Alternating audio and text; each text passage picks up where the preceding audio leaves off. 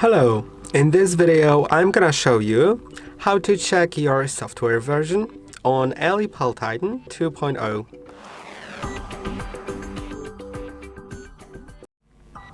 To do it, click on Settings in top left corner.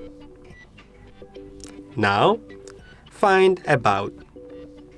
At the very top, you'll see Titan 2.0_V and the number of the version.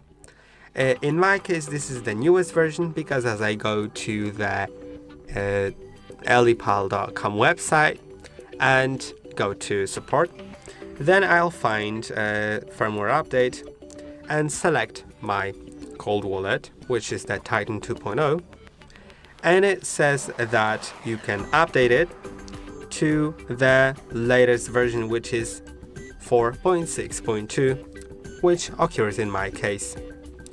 I hope that this video was helpful. Don't forget to like and subscribe. See you in the next one.